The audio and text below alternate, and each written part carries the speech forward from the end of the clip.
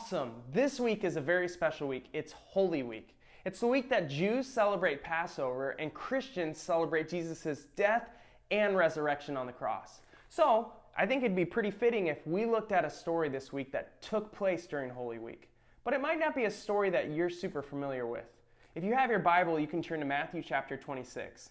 Let's look at a story of a woman who's at the house of Simon the leper. The story goes like this.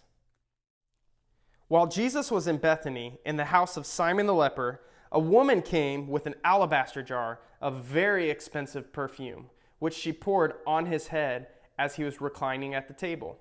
When the disciples saw this, they were indignant. "Why this waste?" they asked. "This perfume could have been sold at a high price and the money given to the poor." Aware of this, Jesus said to them, "Why are you bothering this woman? She's done a beautiful thing to me. The poor will always be with you, but you will not always have me. When she poured this perfume on my body, she did it to prepare me for burial. Truly, I tell you, whether this gospel is preached throughout the world, what she has done will also be told in memory of her." I love the way how this story ends. It says, wherever this gospel is preached throughout the world, whatever this woman has done, it will be told in memory of her. So obviously what this woman did in this moment was extremely significant. But from the outside, it looks extremely foolish. She took her life savings, which was in a bottle of perfume, which was incredibly expensive, and she poured it on the head of Jesus, bathing him in this perfume. Now, even Jesus' disciples, the closest people to him, saw this action with their eyes, and they said, "This is foolishness. This looks stupid. This makes no sense." And that's the title of my teaching, it makes perfect sense. Get it? Smelling sense?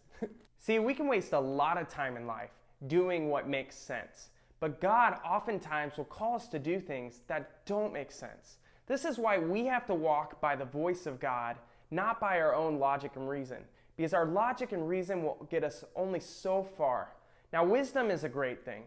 Wisdom is gained through experience, it's gained through understanding, but wisdom oftentimes will conflict against faith. Those two things don't always go hand in hand. Sometimes they do, and it's really nice. But God doesn't want you to get used to a system or a way of doing things. He wants you to get used to his voice. He's not a slot machine where you put the coin in and you pull the lever, and there's a certain amount of times you have to pull to get the right combination of things. Jesus is a person. And he wants a relationship with you. So what is God calling you to do?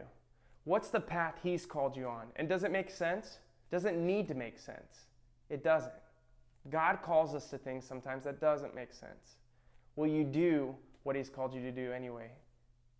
I hope you were blessed by this word today. God bless.